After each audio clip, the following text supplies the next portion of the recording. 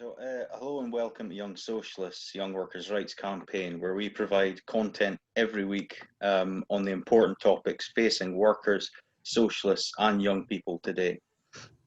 Today we have with us Elisabeth Wischer, a member of the Executive Committee of the Independent Socialist Group, our sister party in the American section of the CWI. Today we are discussing the extremely important topic of the upcoming presidential election in the USA, an event that regardless of the result will be an extremely important event for the working class in America.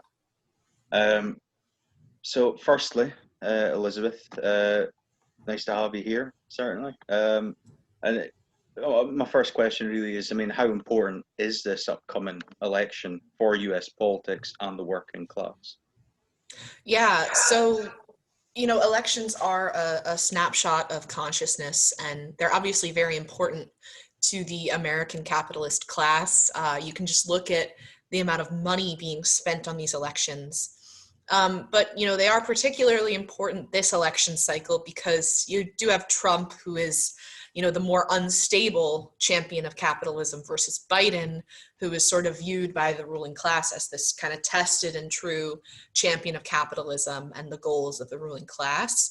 So for the most part, not all of the ruling class, but a good amount of the ruling class is throwing their support behind Biden.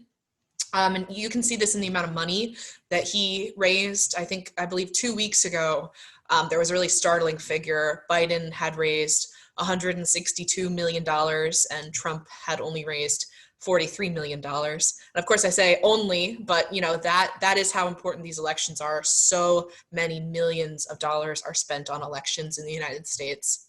So, these elections are important for the ruling class, but they are also important because they're usually the avenue through which many working class people in the United States engage with politics. So we of course recognize that politics, needs to happen between elections, especially regarding, trade unions and strikes and stuff like that. But, for the most part, the corporate media and the education system really push the idea that politics and democracy should only happen every 2 to 4 years. Whereas, of course, we would say, political action and democracy should be happening every day, really.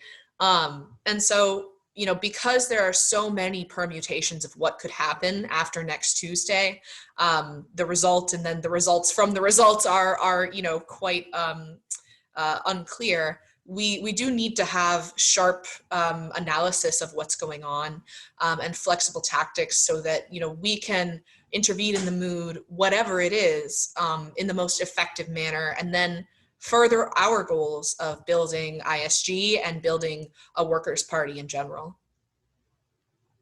Absolutely, some very important points there, and certainly it has been kind of hinted here, and I have talked a little bit about it in the talks about Biden being a more stable candidate and whether the wind may have been changing, but perhaps we'll get onto that a little bit more later. On the Democrats, though, Biden is obviously a problematic candidate for the Democrats and working class, with his history of being partisan to policies that cause mass suffering, such as mass deportations, as well as the invasions and other military actions undertaken by the Obama administration.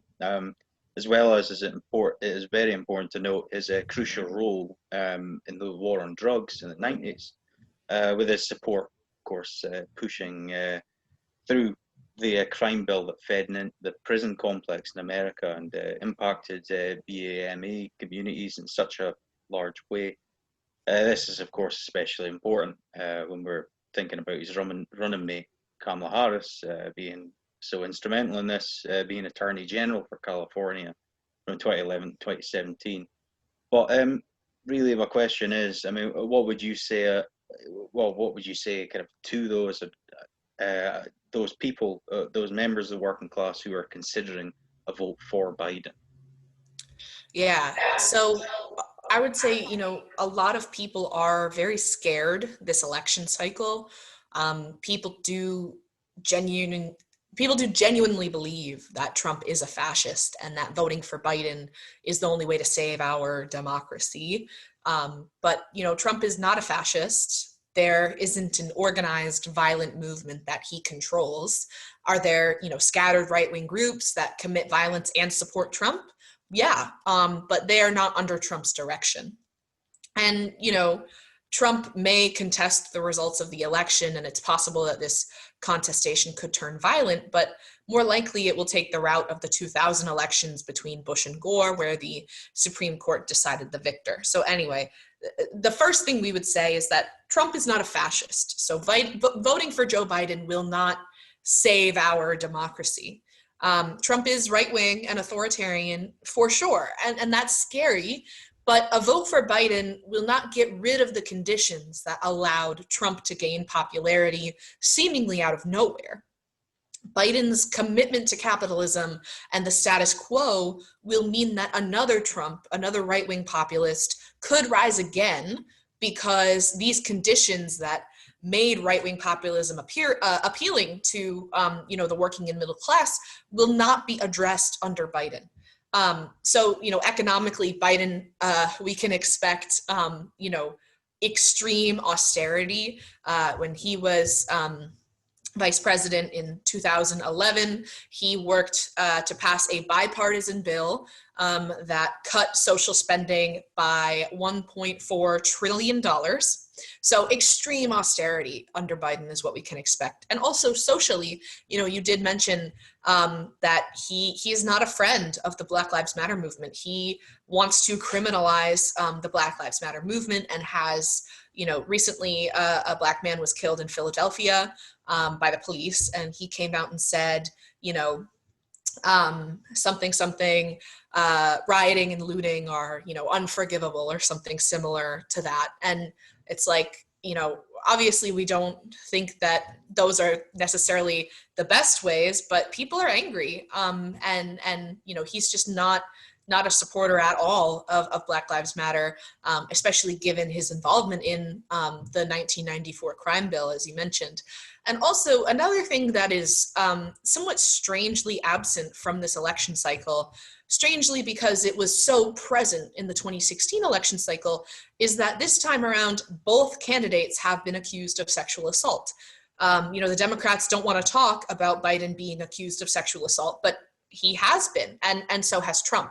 So for the women's movement, that's a big problem. But with the way that the two-party system has operated in America is really just through this two-party trap, the duopoly of the two corporate-controlled parties. And so choosing the lesser evil every election cycle means that candidates move further right over time because the left will continue to vote for increasingly right and center-right candidates because of this fear of the extreme right, which is able to grow because these conditions that, these economic and material conditions are not being addressed by the Democrats.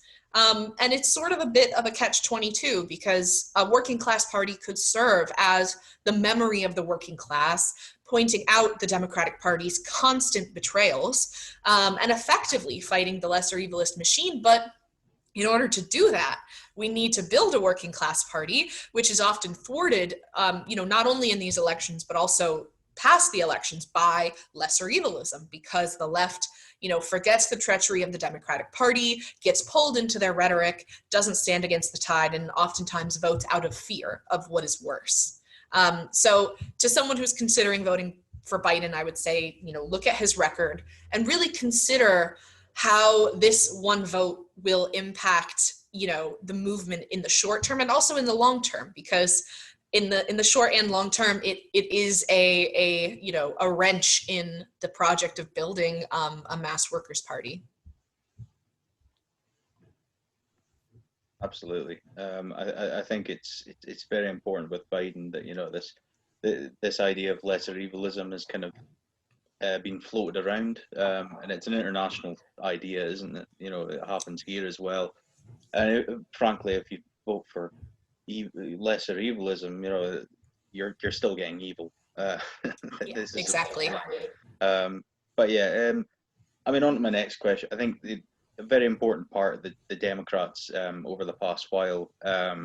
Of course, have been these progressive candidates, if you like, very popular progressive candidates, progressive, put in big quotations, but have major faults. But of course, we've seen massive capitulations with these progressive members of the Democrats, within their organisation, to the kind of more right-wing views of the Biden law and so forth, such as Bernie Sanders, AOC to a certain extent, and others. And these have given ways on their policies and ideologies. I mean, what would the ISG say this shows about the limitations of the Democrats? Yeah, so I think that this is a really good example of the limitations of the Democratic Party and how the Democratic Party operates as this, machine that really serves as the graveyard of social movements and reforms people who try to reform it.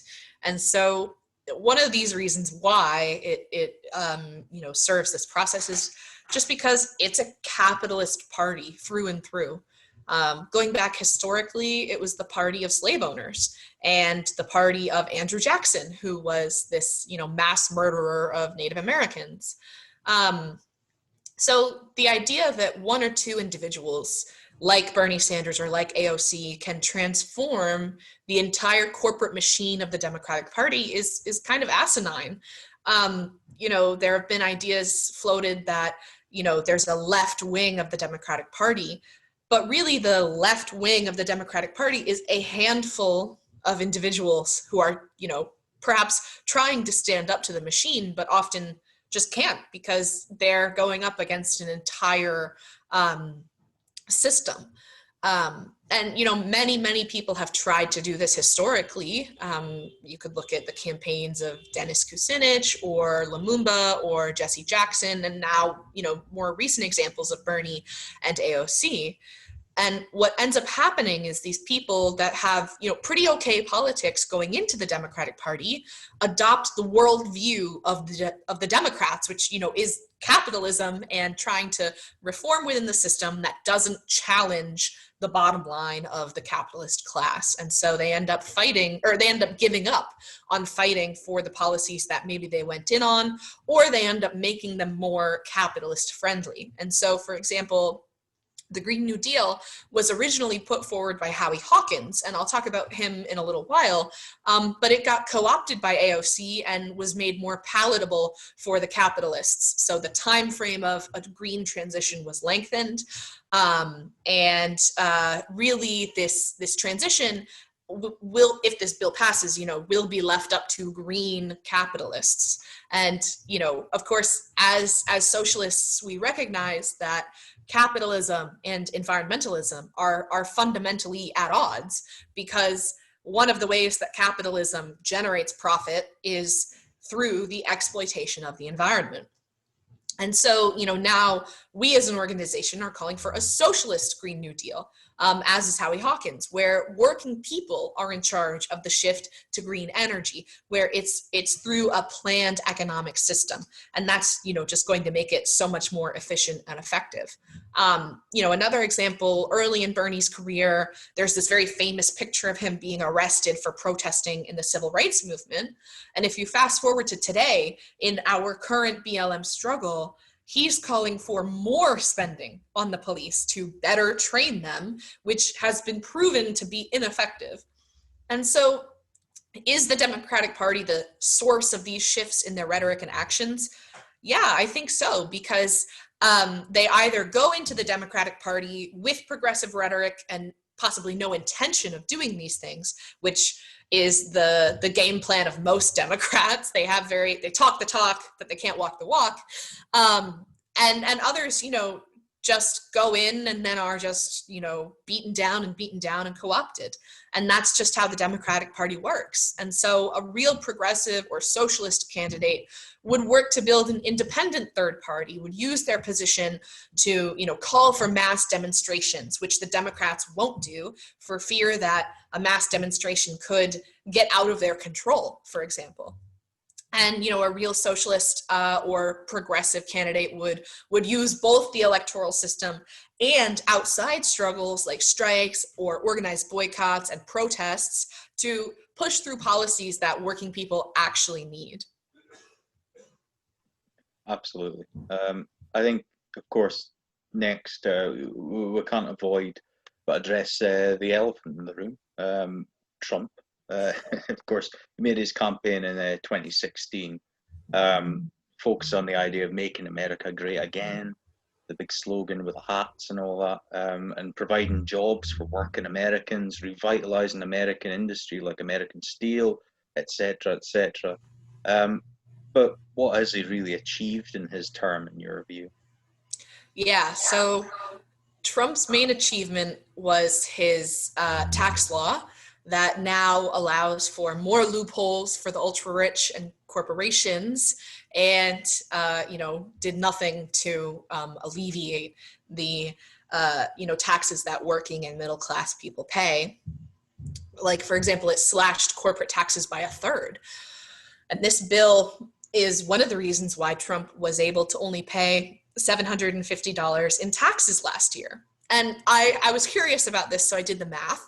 I paid 3 times more than what he did last year, and I made less than $25,000. And so I did a little more math. I make 0.0000001% of what Trump does, but I paid 3 times more in taxes. And so that obviously doesn't help working people. He did nothing to respond to the COVID crisis. We saw that COVID cases were rising in China and Europe, and he did nothing to prepare. And over 200,000 people have died of COVID, and he seems to be indifferent to that. And now that cases are on the rise again, a couple of days ago, we had a spike in cases that was 85,000 new cases in a day, which broke the record set in mid-July. But now that cases are on the rise again, there's no plans for additional quarantines or lockdowns because it would hurt the already fragile economy. And the capitalist class does not want to do that. That is in essence capitalism. Putting profits above people. Additionally, he's attacked minorities, women, and the LGBTQ community. At the beginning of his term, he implemented a Muslim ban, which was actually defeated for the most part through mass action and strikes. He also worked hard to block any equal pay legislation, and he has made it possible for hospitals and insurance companies to discriminate against trans people more than they already did. And so, on the other hand, we know that Trump is a right populist, somewhat of a, Napoleon Bonaparte figure. So he did throw working people a bone with the wildly insufficient one-time payment of $1,200. And of course, there are lots of problems associated with this. Like, a lot of the times it didn't apply to students, people who made less than a certain amount of money in the year were not eligible for it or would only get half. So there were lots of problems, but it was the only time in recent memory when the government gave money directly to everyone. That is a play out of the right populist handbook, and Obama didn't do anything close to this after the recession. I apologize, that is my dryer. He bailed out the banks with the Democrats' full support. And it's possible that if or when the Democrats get in power, they could use a similar trick to dispel the criticism of Biden. And so Trump has really done nothing to make America great again because A, America was never great, and B, the America that, he envisions is only going to be great for people with money. Absolutely. I think there's a lot of kind of hysteria around Trump, and I think a lot of that played into his winning of the 2016 election. And of course, it's important to note that Trump and the Republicans received a large share of trade union member votes in 2016. And this is, of course, likely due to the illusions cast around him with ideas previously discussed about revitalization, and so forth. I mean, what would you say about the attitude of trade unions and trade unionists today around this election? So from what I can tell, at least locally in my area, the unions are, for the most part, backing Biden. And the trade unions, especially union bureaucrats, are deeply entrenched in the Democratic Party. And what we saw last election cycle was rank and file union members, sick of politics as usual, voting for this political outsider. So will union members vote for Trump? It is quite possible. I personally don't think that it will be on the same scale that it was in 2016, because Trump, I think, has showed his card as, having his interests laying in the capitalist class. But the working class is seriously suffering right now, and as I said before, Trump did throw working people a bone, and many may not see through that. Meanwhile, Biden's campaign has promised more austerity. And the working class has a complex and mixed consciousness right now, for sure. But I think that the more important question for at least this election cycle is to look at who won't be voting or who didn't vote. And so whenever we talk about voter turnout in the US, we need to qualify that of the 328 million people in the United States, only 257 million are of voting age, and then only 240 million are able to vote. And so you lose 17 million people through disenfranchisement, mainly people who were arrested on small drug charges or the like, and then lost the right to vote. And of course, this mainly affects working class minority communities. But only about 50% of those 240 million actually vote. So this election cycle, we'll be looking at who doesn't vote in addition to who does. So, as I mentioned, Trump was seen as this outside challenge to the establishment in 2016, which I think did appeal to a lot of working people. But now that he's been in office for 4 years and has done absolutely nothing for the working class, I'm not sure if the working class will be as behind him as they were in 2016. A lot of people are unenthusiastically voting for Biden, again, out of this lesser evilism. Union bureaucrats are really pushing a vote for Biden. So rank and file people in unions may vote for Biden, they may vote for Trump, and I'm very interested to see how many of them don't vote at all, because they recognize that neither of these two candidates represents their interests. Yeah, of course. I mean, it's very difficult, I suppose, for Trump now. That his entire campaign, of course, as you said, was this outside threat to the establishment. Now he always was, but now he is completely and utterly. So you can't go down that lines anymore. But I think it's clear from our discussion, certainly from your points, that the Democrats and Republicans are both in the pockets of big business, and are in no way champions, and are in fact both actively hostile to the interests of the working class and have been historically.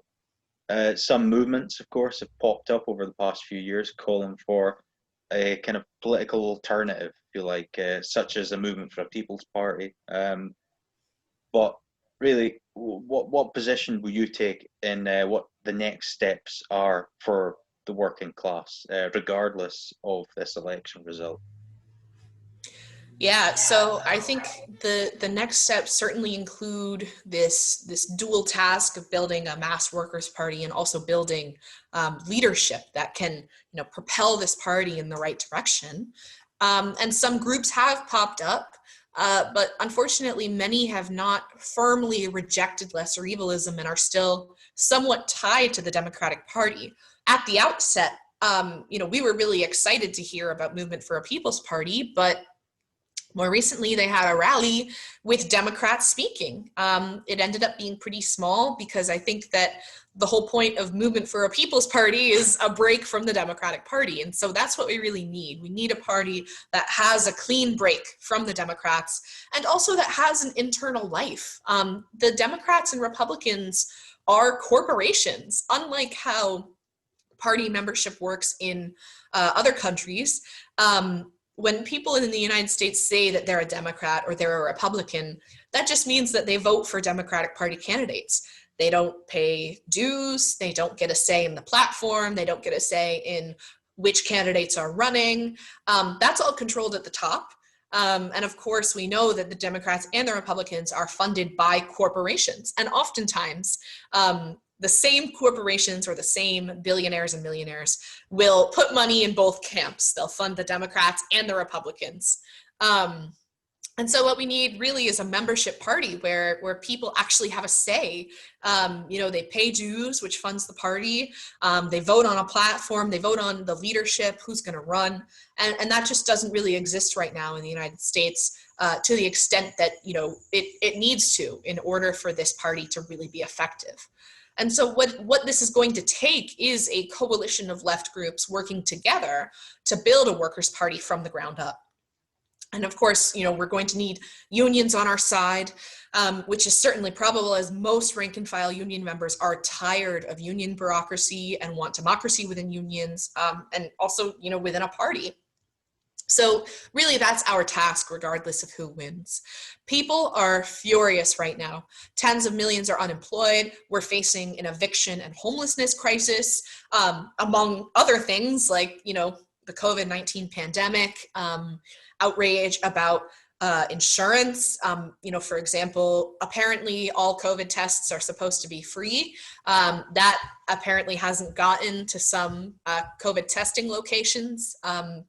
A friend of mine went to get a COVID test and was charged $150. So, people are furious. And so the tinder, so to speak, is there. People are ready for a new party. We just need to do the work to build it, build these coalitions, build these linkages, and really, break from this lesser evilist mindset to go forward. Yeah, absolutely. I think it's important, this idea of building a mass workers' party in the US, but also internationally. Every country needs to have this same kind of transformation. And a real independent working class politics be brought forward. In this election, this upcoming one, which is ever so near now, in which the two main options are obviously no-goes. Who do you think that the trade unions, socialists, and the working class should support? And should this be done in a critical manner? Yeah, so ISG has critically endorsed Howie Hawkins and Angela Walker of the Green Party, and I'll get into what we're critical about, but for the most part, we're really thrilled to be working with their campaign. They're running on an eco-socialist platform demanding an economic bill of rights, a socialist Green New Deal, cutting the military budget, canceling student debt, Medicare for all, and the list of policies that working people actually want and need just goes on and on. And so the Green Party, though, has problems. It's very federalist and kind of politically all over the place. At least in the United States, the common thread is really just environmentalism, but that takes very different forms. And I also know internationally, the Green Party has entered into coalitions with parties that have then done major austerity measures.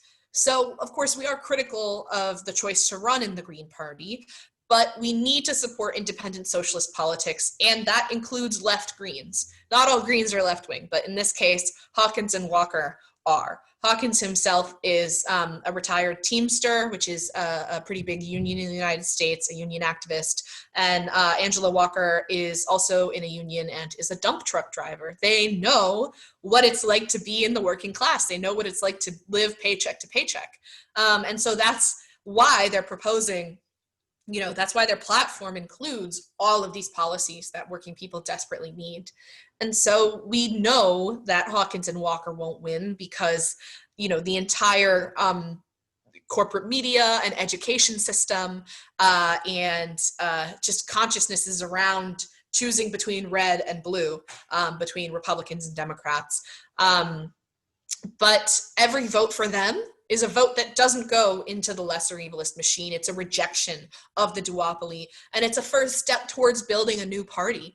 And Hawkins and Walker have, I'm pretty excited about this. They've talked about a red-green alliance of socialists and left greens after the election to work to building a new workers' party, which they recognize as fundamental in order for us to achieve these demands. Excellent. Very exciting times for really building independent working class politics, as we've talked about. I mean, finally, my last question for you. What have the ISG, the Independent Socialist Group, been doing during the run-up to the election? And what will you be doing in the next few weeks? Yeah, so I actually just got home from tabling in the snow. I think in Britain you call them stalls, we call them tables. Yeah. But you know, we've been meeting often to discuss the elections. We even had Hawkins and Walker at a public Zoom meeting a few weeks ago, which got great turnout. We discussed their campaign and building a new workers' party. As I mentioned, we've been doing, you know, tabling at parks and on busy streets, handing out flyers, urging support for the Hawkins-Walker campaign, and also promoting socialist ideas. What we're building for right now is we're holding a public meeting on Zoom on November 12th at 7 p.m. Eastern Standard Time to discuss the election results and the way forward for organizing after the election. And as I mentioned before, it's looking more possible that Biden will win. But in the last few days, the polls do seem to be getting closer. So it is kind of up in the air. If Trump wins, there will surely be anger and protesting. But perhaps somewhat more dangerously, if Biden wins, many may breathe a sigh of relief and take a break from activism. And you know, that's really not what we need under a Biden presidency. If that happens, we'll be there, you know, ready to continue the fight and work with other groups who recognize that Biden is not a solution, to build campaigns that agitate for demands that we actually need, and that point the way forward with you know, the tasks of building a workers' party and then also building our own organization in the coming period. Yeah, some very good points raised, certainly. Thank you very much, Elisabeth, for taking part in this interview. It's very much appreciated. And just to kind of finally, I mean, if you like what you've heard today, if you're watching this, feel free to subscribe to us on YouTube, and you know, if you're interested in getting involved in and you're interested in socialist ideas, if you live in America, certainly you can contact the ISG. They'll be more than willing to take you, I'm sure. And we'll have the link posted below on how to do that. And if you're in Scotland and you want to get involved in socialism, then feel free to contact us through the links posted in the description as well. Anywhere else in the world, we'll also post the CWI link, and you can be diverted that way. But anyway, thank you very much for watching, and thank you, Elisabeth.